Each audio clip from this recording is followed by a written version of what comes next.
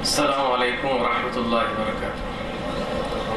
إن الحمد لله نحمده ونستعينه ونستغفره ونؤمن به ونتوكل عليه ونعوذ بالله من شرور أنفسنا ومن سيئات أعمالنا من يهده الله فلا مضل له ومن يضلل فلا هادي له وأشهد أن لا إله إلا الله وحده لا شريك له وأشهد أن محمدا عبده ورسوله.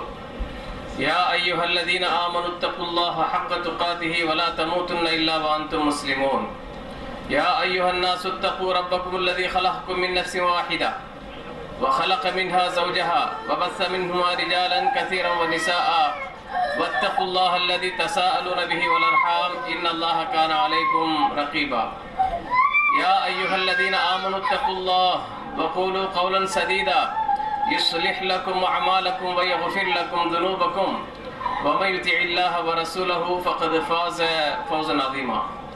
اللهم صل على محمد وعلى آل محمد كما صليت على إبراهيم وعلى آل إبراهيم إنك حميد مجيد. اللهم بارك على محمد وعلى آل محمد كما باركت على إبراهيم وعلى آل إبراهيم في العالمين إنك حميد مجيد. فأعوذ بالله من الشيطان الرجيم. إن الله لا يغير ما بقوم حتى يغيروا ما بأنفسهم. கண்ணியத்திற்குரிய இஸ்லாமிய பெரியார்களே, அன்பார்ந்த சகோதரர்களே, எனக்கு முன்னால் உரையாற்றிய அன்பர்களே, ஆகிய பெருமக்களே, அல்லாஹ்வுடைய அளப்பரிய கிருபையினால் இன்றைய தினம்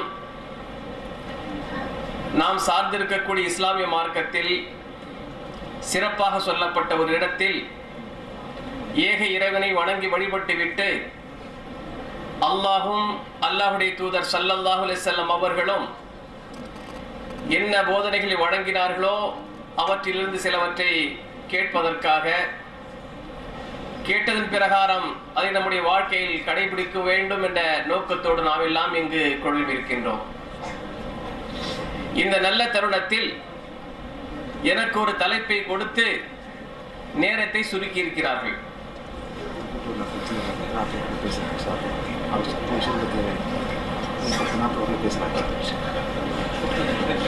தலைப்பை பொறுத்தவரை முஸ்லிம்களுடைய வீழ்ச்சியும் அதற்கான பரிகாரம்.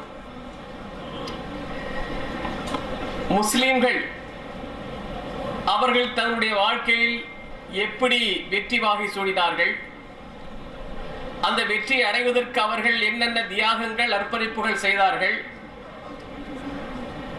இதன் மூலமாக அவர்கள் பெற்ற வெற்றியை எப்படி பயன்படுத்தினார்கள், காலப்போக்கில் வெற்றி என்ற அந்த தரத்திலிருந்து எப்படி இறங்கி கீழலைக்கு தள்ளப்பட்டு இதுவரைக்கும் படு தோல்வியை தழுவிக்கொண்டிருக்கிறார்கள் என்பதையெல்லாம் வரலாற்று ரீதியாக நாம் பார்த்தோமேயானால் அதற்கான காரணம் என்ன என்பது நமக்கு தெளிவாக தெரியும். அன்பிற்குரித்தானவர்களே, நபிகள் நாயகம் ஸல்லல்லாஹு அலைஹி வஸல்லம் அவர்கள் மக்கா நகரத்தில் இஸ்லாமிய பிரச்சாரத்தை துவக்கிய பொழுதே அங்கு சொல்லனா துன்பங்களுக்கு ஆளாக்கப்பட்டார்கள். நபிகள் நாயகம் ஸல்லல்லாஹு அலைஹி வஸல்லம் அவர்களை பிரச்சாரத்தை ஏற்றுக்கொண்ட மக்களை சித்திரவதை செய்தார்கள். அங்கு வாழ முடியாத ஒரு சூழ்நிலை உருவான போது மக்கா நகரத்தை விட்டு ஹிஜ்ரத் செய்து மதீனா நகரத்துக்கு சென்றார்கள். அங்கு சென்ற பிறகுதான் முஸ்லிம் சமுதாயத்தை சரியான முறையில் ஒன்றுபடுத்தி ஒரு இஸ்லாமிய ஆட்சியை நிறுவினார்கள் நபிகள் நாயகம் ஸல்லல்லாஹு அலைஹி வஸல்லம் அவர்கள். எனக்கு முன்னால் உரையாற்றிய மதிப்பிற்குரிய சகோதரர் ஹஜ்ஜுல் அக்பர் கூட இந்த விஷயத்தை உங்களுக்கு தெளிவுபட சொன்னார்கள். நபிகள் நாயகம் ஸல்லல்லாஹு அலைஹி வஸல்லம் அவர்கள் மதீனத்து மக்களுடைய எண்ணிக்கையை சரிபார்த்த போது 1500 முஸ்லிம்கள் மாத்திரம்தான். அந்த நேரத்தில் உலகத்தினுடைய எந்த பகுதியிலும் இஸ்லாமியர்கள் இருந்தது கிடையாது. மதீனா நகரம் 1500 முஸ்லிம்கள் மட்டும்தான். அதற்கு சுற்றி எல்லாம் காஃபிரான நாடுகள், இஸ்லாத்தை எதிர்க்க வேண்டும் என்ற சித்தாந்தத்தோடு வாழ்ந்து கொண்டிருந்த மக்கள், ரோமவரி பாரசீக போன்ற வல்லரசு நாடுகள். இந்த சூழ்நிலையில் நபிகள் நாயகம் ஸல்லல்லாஹு அலைஹி வஸல்லம் அவர்கள் மிக துணிச்சலாக அல்லாஹ்வுடைய வழிகாட்டுதலை மேற்கொண்டு சஹாபா பெருமக்களை ஒன்றுபடுத்தி அதன் மூலமாக ஒரு இஸ்லாமிய ஆட்சியை நிறுவி இந்த முஸ்லிம் சமுதாயத்தை ஒரு உன்னத நிலைக்கு கொண்டு செல்கிறார்கள். இந்த உன்னத நிலையை அடைவதற்காக சஹாபா பெருமக்கள் செய்த தியாகங்கள், அர்ப்பணிப்புகள், அவர்கள் தங்களுடைய உடைமைகளையும் உயிர்களையும் எப்படியெல்லாம் தத்தம் செய்தார்கள் என்பது பற்றியெல்லாம் எனக்கு முன்னால் இங்கு உரையில் அவர்கள் சுட்டிக்காட்டினார்கள். அன்பிற்குரித்தானவர்களே, நபிகள் நாயகம் ஸல்லல்லாஹு அலைஹி வஸல்லம் அவர்கள் சிதறி கிடந்த அந்த சமுதாயத்தை முதலில் ஒன்றுபடுத்தினார்கள். அந்த ஒற்றுமையுடைய வலிமை என்ன என்பதை பற்றி சகோதரர் ஷஃபீக் அஹமது கூட உங்களுக்கு தெளிவாக சொன்னார்கள். ஒன்றுபட்டால் உண்டு வாழ்வு, நம்மில் ஒற்றுமை நீங்கள் அனைவருக்கும் தாழ்வு என்ற ஒரு பழமொழி கூட சொல்லுவார்கள். ஒற்றுமையுடைய பலத்தை இஸ்லாம் சொல்லியது. எனவே தான் அல்லாஹ் தஆலா தன் திருமறை குர்ஆன் சொல்லி காட்டினான், வஅதஸிமு பிஹப்லில்லாஹி ஜமீஅன் வலா தஃபர்ரகு. நீங்கள் அல்லாஹ்வுடைய கயிற்றை பலமாக பற்றிக் கொள்ளுங்கள், பிடித்துக் கொள்ளுங்கள், நீங்கள் பிரிந்து விடாதீர்கள். பிரிந்தால் நம்முடைய பலத்தை இழந்து விடுவோம் என்பதை இஸ்லாம் ஆணித்தரமாக அழுத்தமாக இந்த சமுதாயத்துக்கு சொல்லிக் கொண்டிருக்கிறது. எனவே நபிகள் நாயகம் ஸல்லல்லாஹு அலைஹி வஸல்லம் அவர்கள் முஸ்லிம்களை உயர்ந்த நிலைக்கு வெற்றி பாதையில் அழைத்துச் செல்வதற்காக முதலில் செய்தது ஒற்றுமை நிலைநாட்டினார்கள். எந்த அளவிற்கு நபிகள் நாயகம் ஸல்லல்லாஹு அலைஹி வஸல்லம் அவர்களும் ஹிஜ்ரத் செய்து வந்தார்களே முஸ்லிம்கள், முஹாஜிரீன்கள், அவர்களையும் இந்த மதீனத்து முஸ்லிம்களையும் அன்சாரிகள் இருவர்களையும் சகோதரர்கள் என்ற ஒரு சகோதரத்துவத்தை ஏற்படுத்தினார்கள். அந்த சகோதரத்தின் மூலமாக ஒரு மிகப்பெரிய ஒற்றுமை ஏற்படுத்தி காட்டினார்கள்.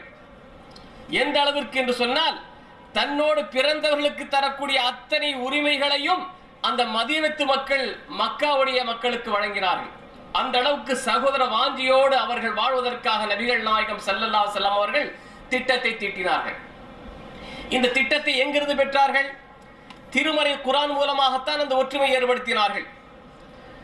நபிகள் நாயகம் ஸல்லல்லாஹு அலைஹி வஸல்லம் அவர்களுக்கு அல்லாஹ் தஆலா எதன் மூலமாக வழிகாட்டினானோ அந்த திருமறை குர்ஆனை நீங்கள் திறந்து பாருங்கள்.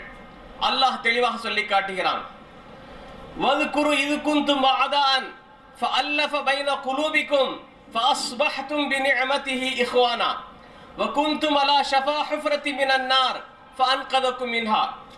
நீங்கள் அல்லாஹ்வுடைய அந்த நிஅமத்தை நினைவு கூர்ந்து வாருங்கள். நீங்கள் எல்லாம் அழிவின் விளிம்பில் இருந்து கொண்டிருந்தீர்கள். அதிலிருந்து அல்லாஹ் உங்களை காப்பாற்றி உங்களை சகோதரர்களாக உங்களுடைய உள்ளங்களை ஒன்றிணைத்தான் என்று அல்லாஹ் திருமறை குர்ஆன் சொல்லி காட்டுகிறான். இந்த உள்ளங்களை எதை வைத்து நபிகள் நாயகம் ஸல்லல்லாஹு அலைஹி வஸல்லம் அவர்கள் ஒன்றிணைத்தார்கள்? திருமறை குர்ஆனை வைத்தும் தன்னுடைய அழகான வழிகாட்டுதலை வைத்தும் தான் அவர்களை ஒன்றுபடுத்தினார்கள். இந்த ரெண்டு விஷயங்களை வைத்துத்தான் நபிகள் நாயகம் ஸல்லல்லாஹு அலைஹி வஸல்லம் அவர்கள் முஸ்லிம் சமுதாயத்தை ஒன்றுபடுத்தினார்கள். அல்லாஹ் திருமறை குர்ஆனில் சொல்லி காட்டுகிறான், லவ் அன்ஃபக்த மா ஃபில் அர்தி மா அல்லஃப்த பைன குலூபிஹிம் வலாக்கின் அல்லாஹ் அல்லஃப பைனஹும். நபியே, இந்த மக்களுக்கு மத்தியிலுடைய உள்ளங்களை இணைக்க நீங்கள் முற்பட்டால், அந்த இணைப்பதற்காக இந்த உலகத்தில் இருக்கக்கூடிய அத்தனை செல்வங்களையும் அத்தனை அதிகாரங்களையும் அத்தனை உக்திகளையும் நீங்கள் கையாண்டாலும் கூட உங்களால் அவருடைய உள்ளத்தை இணைக்க முடியாது. அல்லாஹ்தான் இணைத்தான் என்று திருமறை குர்ஆன் சொல்லி காட்டுகிறான். இன்றைக்கு நாம் எல்லாம் இங்கு உட்கார்ந்து சகோதர வாஞ்சியோடு கேட்டுக் கொண்டிருக்கிறோமே, இரத்த உறவுமுறை உண்டா?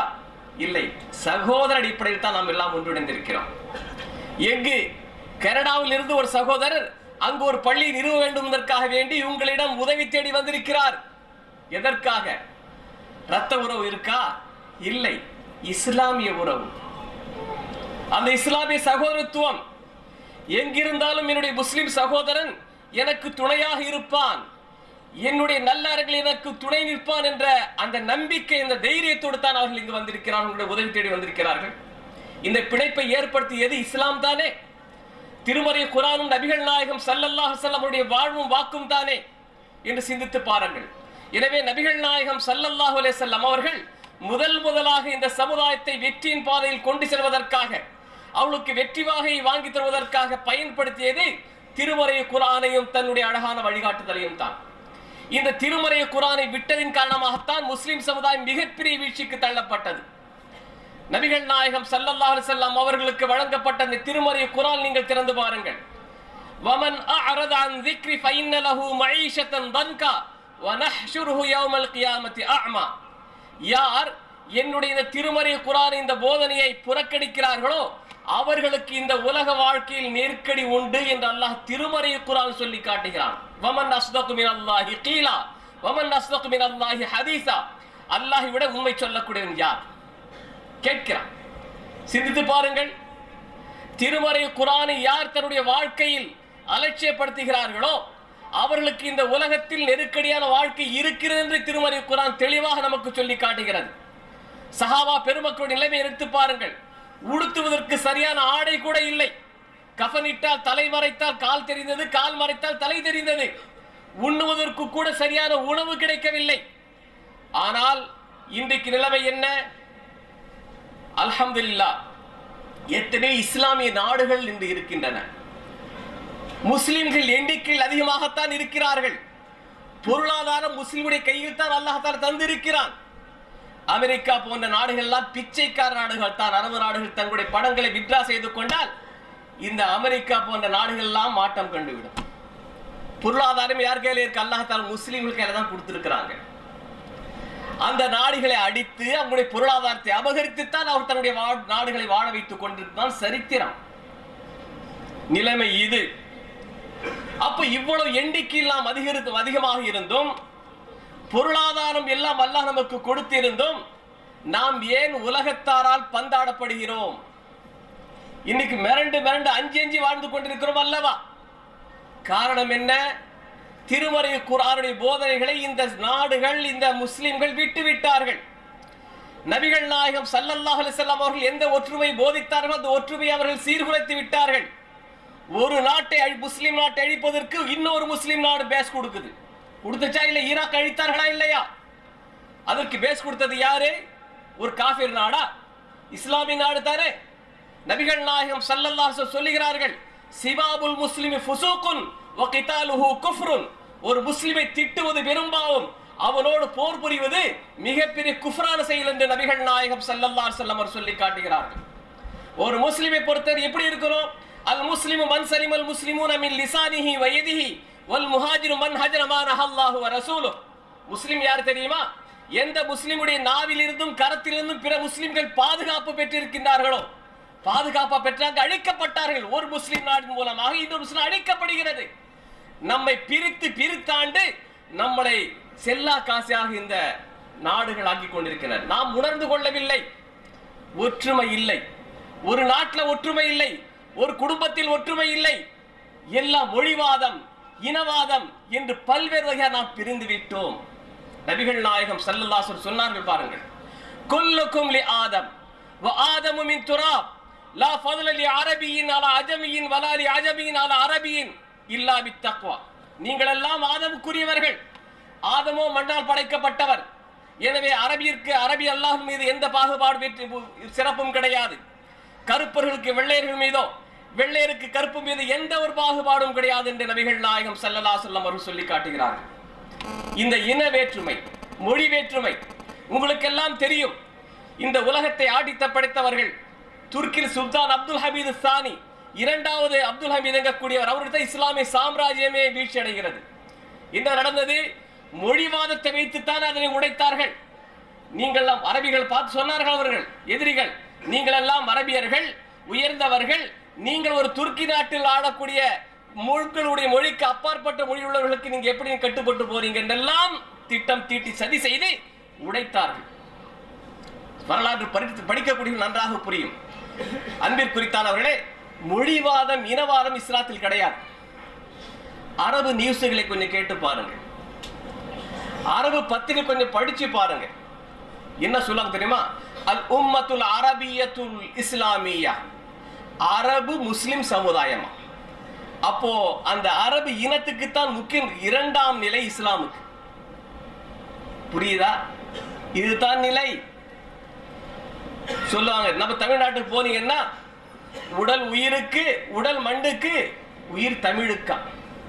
ஹிந்தி வாழ்க, தமிழ் வாழ்க, ஹிந்தி ஒழிக. எந்த மொழி வாழ, எந்த மொழி ஒழியும் கிடையாது. மொழிகளை பொறுத்தவரை அல்லாஹுடைய அத்தாட்சி, அல்லாஹுடைய அத்தாட்சியாகத்தான் அல்லாஹ் தஆலா மொழிகளை சொல்கிறான். மொழி வைத்து பிரிந்து விடுகிறார்கள், இனத்தால் பிரிகிறார்கள். இன்னைக்கு அமெரிக்கா போன்ற வளர்ந்த நாடுகளில் கருப்பர்கள் வெள்ளையர்கள் பத்தியில் மோதல் இல்லையா? இருக்கு. வளர்ந்த நாடுன்னு சொல்றோம், அது மிகப்பெரிய மோதல் நிறத்தை வைத்து. இன வேற்றுமை, மொழி வேற்றுமை, இதெல்லாம் இஸ்லாத்தில் கிடையாது. உலகத்தில் இருக்கக்கூடிய எந்த ஒரு முஸ்லிமாக இருந்தாலும் சரி, எல்லா முஸ்லிமுடைய உயிருக்கும் உடைமைக்கும் நாம் பாதுகாப்பு தந்தாக வேண்டும். ஒரு முஸ்லிமுக்கு, உலகத்தினுடைய ஒரு மூலையில் இருக்கக்கூடிய ஒரு முஸ்லிமுக்கு ஒரு பாதிப்பு ஏற்படுமையானால் முழு முஸ்லிம் உலகமே அதற்காக எதிர்ப்பை தெரிவிக்க வேண்டும். நமக்கு என்ன, நாம் இருந்து விடுகிறோம். ஏன் நாட்டிலே நடக்குது பிரச்சனை, ஏன் வீட்டிலே நடக்குது பிரச்சனை, இப்படித்தானே போயிட்டு இருக்கோம். சகோதரர் ஹஜ்ஜுல் அக்பர் அந்த ஹதீஸை சுட்டி காட்டினார்கள். மஸலுல் முஃமினீன ஃபீ தவாதுஹிம் வ தராஹுமிஹிம் வ தஆதுஃபிஹிம் கமஸலில் ஜஸதில் வாஹித் இதா ஷகா மின்ஹு உதுவுன் ததாஅ லஹு ஸாயிருல் ஜஸதி பிஸ்ஸஹரி வல் ஹும்மா. மூமின்களை பொறுத்தவரை ஒருவருக்கொருவர் நேசம் செலுத்திக் கொள்வதிலும் பாசத்தை பொழிந்து கொள்வதிலும் அவர்கள் தன்னுடைய கரிசனத்தை பரிமாறிக்கொள்வதிலும் ஓர் உடலை போன்றவர்கள். அந்த உடம்பில் ஏதாவது ஒரு பகுதிக்கு பிரச்சனை வருமையானால் அதனால் முழு உடம்பும் பாதிக்கப்படுகிறதனால் ஜுரம் ஏற்படுகிறது. இன்னைக்கு நிலைமை என்ன? ஒரு முஸ்லிம் இன்னொரு முஸ்லிமை கொலை செய்யக்கூடிய நிலை. உங்களுக்கு எல்லாம் தெரியும், இலங்கையில் பள்ளிவாசல் வைத்து கொலை செய்தார்களா இல்லையா?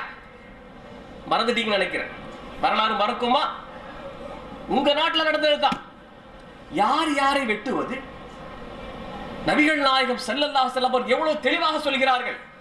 மம்மர்ர ஃபீ ஷைஇன் மின் மஸாஜினா வ மஅஹு நபலுன் ஃபல்யம்சுக் பினிசாலி. எங்களில் ஒருவர் பள்ளிவாசலில் கடந்து சென்றால் அவரோடு கூர்மையான ஈட்டியை போன்று கூர்மையான பொருள் இருந்தால் அந்த கூர்மையை பிடித்துக் கொள்ளட்டும். கூர்மை பிடிச்சுக்கிட்டோம். ஏன் தெரியுமா? கவனக்குறைவாக எந்த முஸ்லிமையும் காயம் ஏற்படுத்தி விடக்கூடாது என்பதற்காக. எவ்வளவு ஜாக்கிரதையாக ஒரு முஸ்லிமுடைய உயிருக்கும் உடைமைக்கும் எந்த அளவுக்கு இஸ்லாம் பாதுகாப்பு தருகிறது. தப்பித்தவரி கூட, கவனக்குறைவாக கூட ஒரு முஸ்லிம் இன்னொரு முஸ்லிமால் காயப்படுத்தப்படக்கூடாது என்று நபிகள் நாயகம் ஸல்லல்லாஹு அலைஹி வஸல்லம் இவ்வளவு தெளிவாக சொல்கிறார்களே. சஹீஹ் முஸ்லிம் இடம்பெறக்கூடிய ஹதீஸ். இன்னைக்கு என்ன, வேண்டுமென்றே கொலை செய்யக்கூடிய நிலை. ஒரு சகோதரன் இந்த ஒரு சகோதரனை முஸ்லிம்கள் கொலை செய்கிறார். எங்கு ஒற்றுமை? எப்படி நமக்கு வெற்றி கிடைக்கும்? அல்லாஹ் தஆலா திருமறை குர்ஆன் சொல்லி காட்டுகிறான். இன்னல்லாஹ லா யுகையிரு மா பிகௌமின் ஹத்தா யுகையிரு மா பி அன்ஃபுஸிஹிம். ஒரு சமுதாயத்திற்கு அல்லாஹ் தஆலா கொடுத்த அருட்கொடைகள், நிஅமத்துகள் அந்த சமுதாயத்திலிருந்து பறிக்க மாட்டான். இதுவரைக்கும் தெரியுமா? அவர்கள் தங்களுடைய போக்கை மாற்றிக் கொள்ளாத வரைக்கும். இந்திய நாட்டை திருப்பி பாருங்கள். ஏறத்தாழ 800 ஆண்டுகளுக்கு மேல முகலாய மன்னர்கள், முஸ்லிம் மன்னர்கள் ஆட்சி செய்தார்கள். 800 வருஷத்துக்கு அல்லாஹ் கொடுத்து பாட்டான் ஆட்சி அதிகாரத்தை. என்ன நடந்ததே?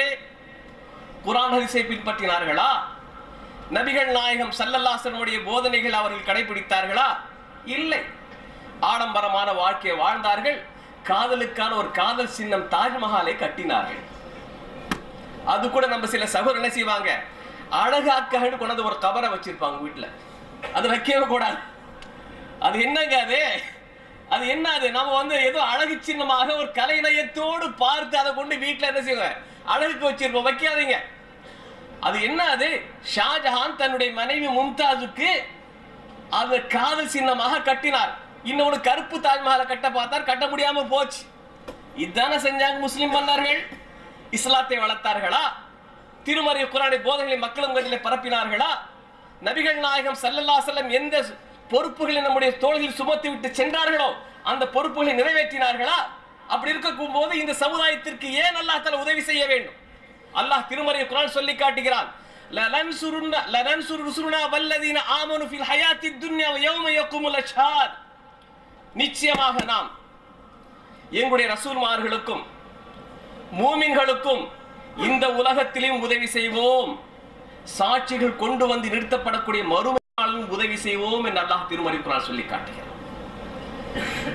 எந்த அல்லாஹ் சஹாபா பெருமக்கள் ஒரு சின்னஞ்சிறு கூட்டத்தை உலகத்தில் இருக்கக்கூடிய வல்லரசு நாடே பார்த்து நடுங்கக்கூடிய அளவிற்கு மேன்மையான இடத்துக்கு கொண்டு சென்றானோ அதே அல்லாஹ் தான் இப்பொழுதும் இருந்து கொண்டிருக்கிறான். அதே திருமறை குர்ஆன் நம்மிடம் இருக்கிறது. அதே நபிகள் நாயகம் ஸல்லல்லாஹு அலைஹி வஸல்லம் போதனைகள் இன்னும் நம்மிடம் இருக்கிறது. ஏன் வெற்றி பெறவில்லை? கோளாறு எங்கே என்று கேட்டீர்கள். ஆனால் நம்மகிட்ட தான் கோளாறு இருக்கு. இன்னைக்கு பிரிஞ்சு போறோம். கருத்து வேற்றுமை இருக்கலாம், பிரிவினைவாதம் வரக்கூடாது. சஹாபா பெருமக்கள் மத்தியில் கருத்து வேறுபாடு இல்லையா? கருத்து வேறுபாடு இருக்கலாம். அதுக்காக பிரிஞ்சு துண்டு துண்டா போகக்கூடாது. பகையை பாராட்டக்கூடாது. ஒரு குடும்பத்தில் நாம் எல்லாம் ஒரு குடும்ப உறுப்பினர்களுங்க. முஸ்லிம் குடும்பம், உலகத்திற்கு எந்த முஸ்லிமாக இருந்தாலும் சரி, ஒரு குடும்பத்தை ஓர் உடலை போன்ற ரசூல் ஸல்லல்லாஹு சொல்லி காட்டியிருக்கிறாங்க. குடும்பத்துக்குள்ள 1000 சச்சரவுகள் வரும், அதற்காக பிரிஞ்சு போயிடுவாங்களா? சேர்ந்து தான் இருப்பாங்க. அதில் சேர்ந்து பேசி ஈஸ்வரர் சமரசம் பண்ணிடுவாங்க. எனவே நபிகள் நாயகம் ஸல்லல்லாஹு அலைஹி வஸல்லம் சொல்கிறார்கள், லா யஹில்லு லிஇம்ரிஇன் முஸ்லிமின் அன் யஹ்ஜுர அகாஹு ஃபௌக ஸலாஸ். எந்த ஒரு முஸ்லிமான மனிதனுக்கும் 3 நாட்களுக்கு மேலே தன்னுடைய சகோதரன் பேசாமல் இருப்பது ஹலால் இல்லை. ஜென்ம விருதி. மௌத்தா போனா கூட முகத்தில் முடிக்க கூடாது. குடும்பங்களை சொல்றாங்களா இல்லையா? காலங்காலமாக ரத்த உறவுகள் எல்லாம் பிரிஞ்சு போய் நிற்குது. இது என்ன? எங்க நான் வெற்றி பெற முடியும்? அல்லாஹும் அல்லாஹுடைய ரசூல் ஸல்லல்லாஹு அலைஹி வஸல்லம் அவர்களும் போதித்தார்கள். இந்த ஒற்றுமை பற்றி தெளிவா பேசினாங்க. ஒற்றுமை என்ற தலைப்பு எடுத்துக்கிட்டால் எவ்வளோ விஷயங்களை நாம் அணுகலாம். ஒற்றுமை இல்லை, முதல் காரியம். இரண்டாவது என்ன? திருமறை குர்ஆன் நம்முடைய கையில் விட்டுட்டோம். சிலுவை போர்கள் நடந்ததை நீங்கள் எல்லாம் வரலாற்றில் படித்திருப்பீர்கள். எல்லா சிலுவை போர்களிலும் முஸ்லிம்களுக்குத்தான் அல்லாஹ் வெற்றியை தந்தான். இஸ்லாத்தினுடைய எதிரிகள் பார்க்கிறார்கள், படைபலமும் குறைவு, ஆயுத பலமும் குறைவாக இருந்தும் கூட இந்த முஸ்லிம்கள் வெற்றி பெறுவதற்கான ரகசியம் என்ன என்று ஆய்வு செய்யும் போது அவர்கள் கண்டுபிடித்த என்ன தெரியுமா? திருமறை குர்ஆன் அவர்கள் தன்னுடைய வாழ்க்கையில் எடுத்துக்கொண்டார்கள்.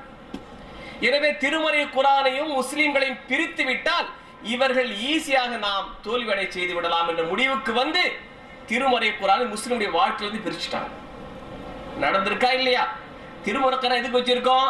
யாராவது மண்டையை போட்டா தலையில உட்காந்து ஓதுருக்கு, ஹத்தம் ஃபாத்தியா ஓதுறதுக்கு, பரக்கத்துக்கு, தாயத்து கட்டி தொங்க போறதுக்கு, அல்ல அழகா ஃப்ரேம் டிசைனா போட்டு அது படிக்க முடியாத அளவுக்கு எழுதி வச்சிருப்பாங்க. கலையா ஒண்ணு குர்ஆன் வாசல் படிக்க முடியுமா இல்லைங்க? அது கூட படிக்க தெரிய அளவுக்கு இந்த எழுத்துக்களை போட்டு முன்பின் ஆக்கி அதை வளைச்சி நிமித்தி ஒரு மாதிரியா போட்டு வச்சு ஃப்ரேம் பண்ணி வச்சிருப்பாங்க. இந்த மாதிரி இதற்காக அல்லாஹ் தஆலா திருமறை குர்ஆன் இறக்கினான். அல்லாஹ் ஹுதல் லின்னாஸ், மனிதர்களுக்கு நேர்வழி காட்டுவதற்காக திருமறை குர்ஆன் நம்முடைய வாழ்க்கையில் நேர்வழி காட்டிக் கொண்டிருக்கிறதா? திருமறை குர்ஆன் என்ன இல்லை? அரசியலிலிருந்து சின்ன சின்ன விஷயங்கள் எல்லாத்திற்கும் சரியான தீர்வை திருமறை குர்ஆன் தந்து கொண்டிருக்கிறது. நபிகள் நாயகம் ஸல்லல்லாஹு அலைஹி வஸல்லம் அவர்கள் தெளிவான விஷயங்களை நமக்கு சொல்லி தந்திருக்கிறார்கள். தரத்துக்கும் அலல் மஹஜ்ஜத்தில் பைதா லைலுஹா கநஹாரிஹா லா யஸீகு அன்ஹா இல்லா ஹாலிக். நான் உங்களை வெள்ளை வெளேர் என்ற மார்க்கத்தில் விட்டு செல்கிறேன், அதனுடைய இரவு கூட பகலை போன்று பிரகாசிக்கும். இவ்வளவு தெளிவான மார்க்கத்தில் ஒருவன் தடம் புரண்டு செல்வானேயானால் அவன் ஹலாக்காகிவிட்டான், அவன் பாழாகிவிட்டான், அவன் நாசமாகிவிட்டான் என்று நபிகள் நாயகம் ஸல்லல்லாஹு அலைஹி வஸல்லம் சொல்லி காட்டுகிறார். அன்பிற்குரித்தானவர்களே, முஸ்லிம்கள் வீழ்ச்சியடைவதற்கு மிக முக்கியமான காரணம் திருமறை குர்ஆன் நம்முடைய வாழ்க்கையிலிருந்து தூரமாக்க விட்டோம். திருமறை ஒரு பரக்கத்துக்குன்னு வச்சிட்டோம். ஓதி என்ன செய்யணும்? சவாபு பெறணும்தாண்டி. எனக்கு முன்னால் பேசிய சகோதரர் ஹஜ்ஜுல் அக்பர் தெளிவா சொன்னாங்க, திருமறை குர்ஆன் எப்படி ஒரு முஸ்லிம் தொடர்பு வச்சுக்கணும். ஓதுறது, அப்புறம் சிந்திச்சு பார்க்கிறது, இதெல்லாம் இருக்கா இல்லையா? இந்த திருமறை குர்ஆனை நம்முடைய வாழ்க்கையின் நெறியாக ஏற்றுக்கொள்ள வேண்டும். எந்த சமுதாயம் திருமறை குர்ஆனை தன்னுடைய வாழ்க்கையின் நெறியாக ஏற்றுக்கொண்டதோ அந்த சமுதாயம் வெற்றியினுடைய உச்சத்தில் இருந்தது. என்றைக்கு திருமறை குர்ஆனை புறக்கணித்தார்கள் அல்லாஹ் சொன்னார் அல்லவா, வமன் அஅரத அன் ذிக்ரி ஃபஇன்ன லஹு மஈஷத்தன் தன்கா. யார் திருமறை குர்ஆனை புறக்கணிக்கிறார்களோ அவர்களுக்கு இந்த உலகத்தில் நெருக்கடியான வாழ்க்கை, அந்த நெருக்கடியான வாழ்க்கையை தான் நாம் வாழ்ந்து கொண்டிருக்கின்றோம். மீண்டும் நாம் எழுச்சி பெற்று மீண்டும் நம்முடைய பழையநிலைக்கு நாம் திரும்ப வேண்டுமானால் திரும்ப சமுதாயமே திருமறை குர்ஆன் நோக்கி வாருங்கள். திருமறை குர்ஆன் மூலமாகத்தான் உங்களுக்கு மிகப்பெரிய விடிவுகாலம், விடியலே அதில் தான் இருக்கிறது என்று அல்லாஹ் திருமறை குர்ஆன் சொல்லி காட்டிக் கொண்டிருக்கிறான். நம்முடைய எதிரிகள் திட்டமிட்டு திருமறை குர்ஆன் நம்முடைய வாழ்க்கையிலிருந்து பிரித்து நம்மளை சின்ன பின்னப்படுத்தி விட்டார். இந்த சூழ்ச்சியை நாம் புரிந்து கொள்ளவில்லை. இதனால் தான் மிகப்பெரிய ஒரு இதற்கு நாம் தள்ளப்பட்டிருக்கிறோம். திருமறை குர்ஆனை நம்முடைய வாழ்க்கையில் கடைபிடிக்க வேண்டும். நபிகள் நாயகம் ஸல்லல்லாஹு அலைஹி வஸல்லம் வாழ்வும் வாக்கும் என்ன கடைபிடிக்க வேண்டும். அப்படி கடைபிடிக்கும் போது நிச்சயமாக நாம் இழந்த அந்த வெற்றியை பெறுவதற்கான சாத்தியக்கூறுகள் அதிகமாக இருக்கிறது. சஹாபா பெருமக்கள் நினைத்து பாருங்கள், மிக குறைந்த எண்ணிக்கையில் இருந்தார்கள். இவ்வளவு பெரிய வெற்றி அவர்களுக்கு எதனால் கிடைத்தது? நபிகள் நாயகம் ஸல்லல்லாஹு அலைஹி வஸல்லம் அவர்கள் நாகரிக வாடையே தெரியாத அந்த சஹாபா பெருமக்களை, ஒருவருக்கொரு அடித்துக் கொண்டு செத்து கொண்டிருந்த சஹாபா பெருமக்கள், தீமைகள் என்று சொல்லப்படக்கூடிய எல்லாமே குடிகொண்டிருந்த அந்த மக்களை உத்தமர்களாக, உலகத்துக்கே முன்னோடிகளாக, ஒழுக்க சீலர்களாக எதை வைத்து மாற்றினார்கள்? திருமறை குர்ஆன், நபிகள் நாயகம் வாழும் வாக்கை வைத்துத்தானே. எனவே முஸ்லிம்கள் இவ்வளவு பெரிய வீழ்ச்சிக்கு அடைவதற்கு காரணம், முதல் காரணம் திருமறை குர்ஆன் நம்முடைய வாழ்க்கையில் அப்புறப்படுத்தி விட்டோம். இரண்டாவதாக ஒற்றுமை நம்மிடமிருந்து போய்விட்டது. இனவாதம், மொழிவாதம், நாடு அப்படி பிராந்தியம் பிரிஞ்சு பிரிஞ்சு பிரிஞ்சு பிரிஞ்சு ஒற்றுமை சிதைந்து விட்டது. மூன்றாவதாக முஸ்லிம்களுடைய தோல்விக்கு, வீழ்ச்சிக்கு காரணம் என்று சொல்ல வேண்டுமானால், நாம் இந்த உலகத்தில் வாழும் பொழுது அந்த லட்சியத்தை தெளிவாக தெரியாமல் வாழ்ந்து கொண்டிருக்கிறோம்.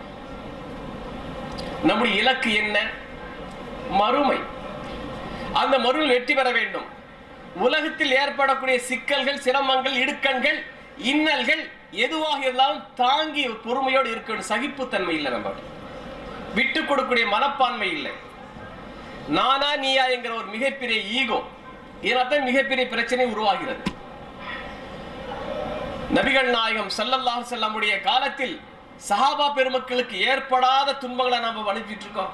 இன்னைக்கு லா இலாஹ இல்லல்லாஹ் முஹம்மது ரசூலுல்லாஹ் நேரா அடிப்பாங்களாங்க? நம்மள அடிக்க மாட்டாங்க. ஆனா சஹாபாக்களுடைய நிலைமை என்ன? அந்த கலிமாவை சொன்னாலே அவங்களுக்கு அடி, வெட்டு, உத, குத்து எல்லாமே ஏற்பட்டு. அர்ப்பணிப்பு வேணும், தியாக வேணும், இரவு நாள் நிறுத்தப்படுவோம் என்ற அந்த அச்ச உணர்வு வேணும். அந்த உணர்வு வந்தாதான் நாம் ஒன்றுபடுவோம், அல்லாஹ்வுடைய பாதை என்பதை தெளிவாக தெரிந்து கொள்வோம். நாம் இழந்த அந்த வெற்றியை மீண்டும் பெற முடியும். இல்லையே எத்தனை திட்டங்களை தீட்டினாலும், எத்தனை அமைப்புகளை, இயக்கங்களை உருவாக்கினாலும், எவ்வளவு தான் அதற்காக செலவு செய்தாலும் ஒருபோதும் இந்த சமுதாயத்தை ஒன்றிணைக்க முடியாது. ஒன்றிணையாத சமுதாயத்தை எதுவுமே செய்ய முடியாது. ஒற்றுமையுடைய பலம் நமக்கு தெரியல. சாதாரணமா கயிறு தெரியுமா உங்களுக்கு? கயிறு வடம், அது என்ன? அது நாறு தான். தேங்காயில நாறு எடுக்கிறோமா இல்லையா? தெரியுமா? தெரியாத நாறு, அந்த நாறு தான். அந்த ஒவ்வொரு நாரா சேர்ந்து சேர்ந்து ஒரு கயிறாவது, பல கேஸ் வடமாவது. எவ்வளவு பெரிய இதை நம்ம இழுத்துலாம் அதை வச்சு. ஆனா வேற ஒரு நாரை வச்சு பலகீனமா இருக்கும், புட்டுக்கும்.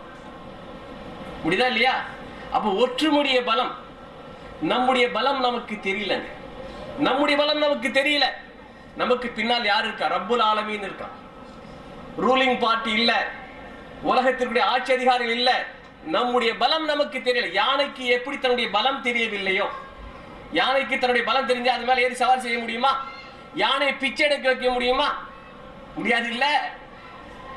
இன்னைக்கு என்ன, யானை மேல ஏறி அதை பிச்சை எடுக்க வைக்கிறான். அது தன்னுடைய பலத்தை தெரிஞ்சுக்கிட்டா மேல அப்படியே தூக்கி தும்பிக்கையால ஒரே மிதித்தான். என்ன நடக்கும்?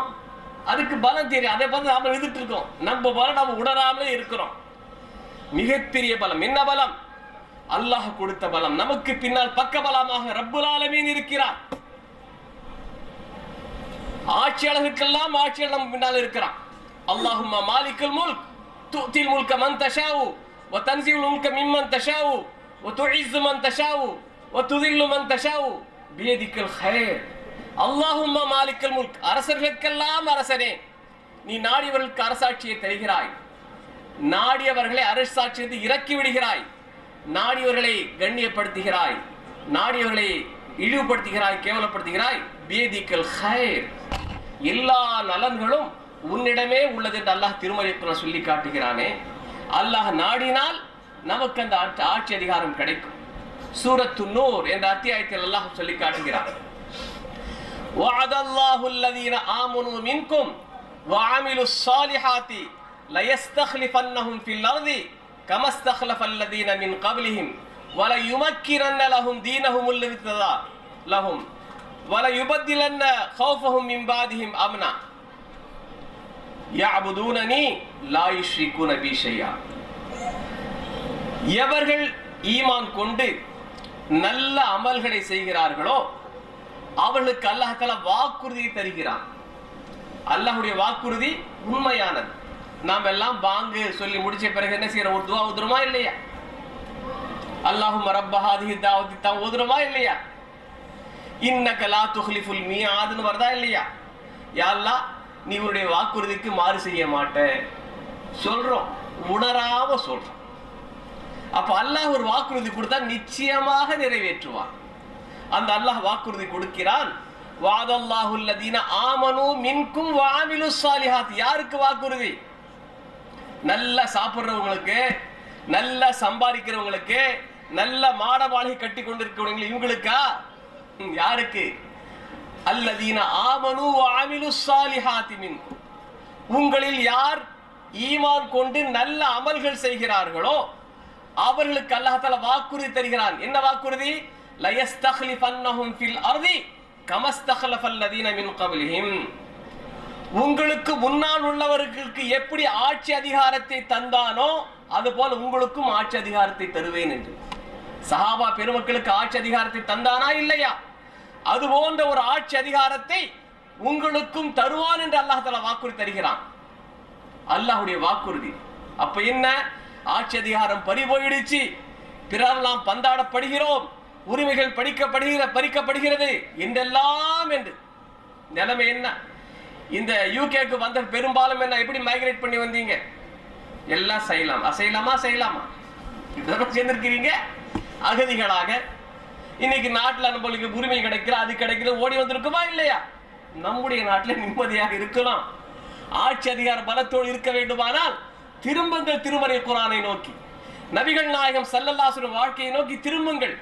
இந்த உலகத்திலும் நாம் தலை நிமிர்ந்து வாழலாம், நெஞ்சை உயர்த்தி வாழலாம், இஸ்ஸத்தோடு கண்ணியத்தோடு வாழலாம், மறுமையில் மகத்தான வெற்றியும் நாம் பெறலாம். இந்த நம்பிக்கை இருக்கா? இல்லை.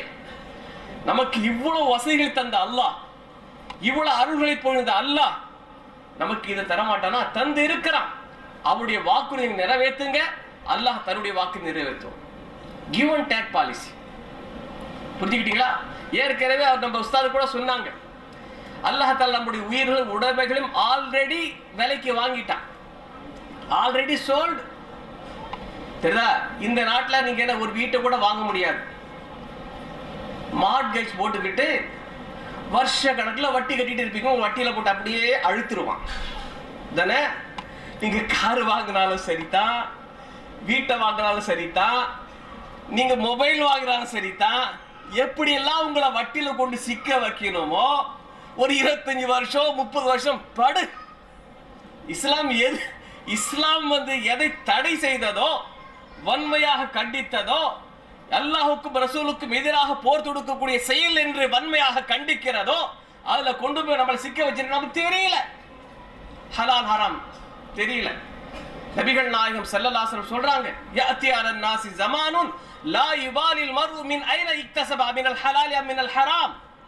ஒரு காலம் வரும், அந்த காலத்தில் மனிதன் எப்படி சம்பாதிக்கிறான் என்ற கவலை அவனுக்கு இருக்காது, அதை பத்தி பொருட்படுத்த மாட்டான். ஹலாலான வழியிலா அல்லது ஹராமான வழியிலா, கிட்டத்தட்ட அந்த நிலைமைக்கு தள்ளப்பட்டவோ என்ற ஒரு அச்சம் உள்ளத்தை ஆட்டி படைத்துக் கொண்டிருக்கிறது.